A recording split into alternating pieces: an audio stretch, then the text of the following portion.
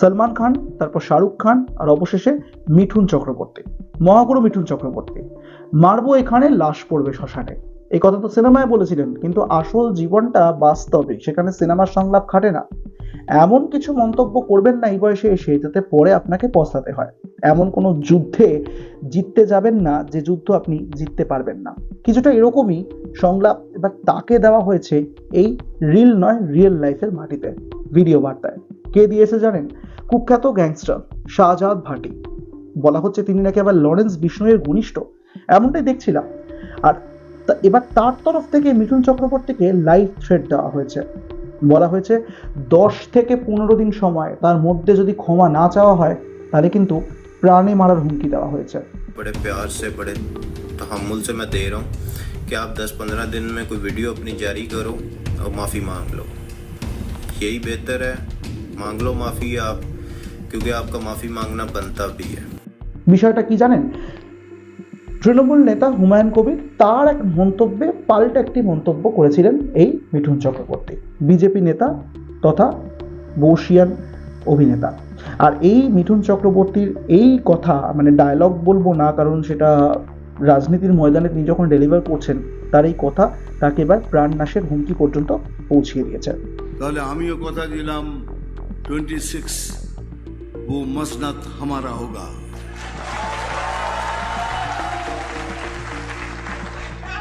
कुछ भी करेंगे 26 ये मसनद हमारा होगा।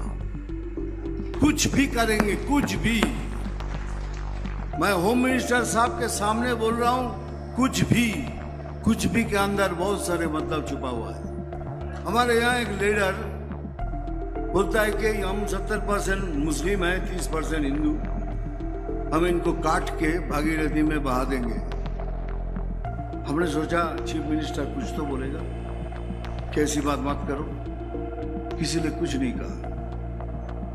लेकिन हम चीफ मिनिस्टर नहीं है, लेकिन हम तो बोलेंगे तुम काट के भागीरथी में फेंक दोगे, लेकिन एक दिन आएगा जब हम तुमको काट के भागीरथी में नहीं, तो भागीरथी हमारी माँ है, पुण्य माँ है, तुमको तुम्हारी जमीन के अंदर तुमको फेंकेंगे उधर। সেইখানে দাঁড়িয়ে এবার এই শাহজাদ ভাটি বলে দিয়েছেন যে আসল জীবনে এমন কোনো যুদ্ধে জিততে যাবেন না যে যুদ্ধে আপনি জিততে পারবেন না।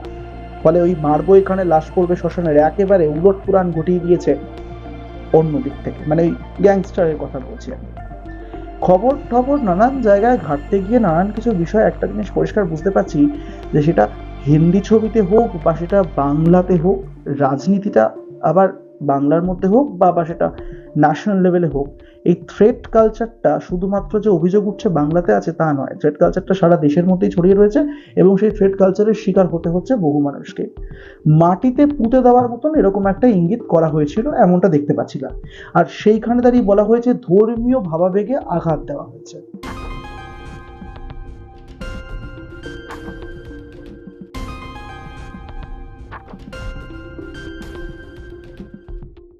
যখন মিঠুন চক্রবর্তীর কোনো সিনেমা চলে না বা চলতো না, তখন তো তাকে অন্য সম্প্রদায়ের সাধারণ মানুষও দেখতেন, তাকে সমর্থন করতেন, তার পাশে দাঁড়াতেন।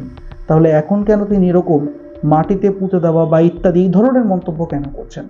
বলে তাকে কিন্তু 10 থেকে 15 দিন সময় দেওয়া হয়েছে। এর মধ্যে যদি ক্ষমা না চাওয়া হয় তাহলে কিন্তু এর ফল মারাত্মক হতে পারে, জানিয়ে দিয়েছেন সেই গ্যাংস্টার। ফলে আপনারা কি মনে করছেন এই থ্রেট কালচার নিয়ে এবং এই মন্তব্য নিয়ে? আমাদেরকে অবশ্যই জানাতে ভুলবেন না কমেন্ট বক্সে। এই ভিডিও ভালো লেগে থাকলে অবশ্যই লাইক করবেন, শেয়ার করবেন বাকিদের সঙ্গে এবং সাবস্ক্রাইব করতে ভুলবেন না। এক ঝলকে মিডিয়া, সঙ্গে থাকবেন।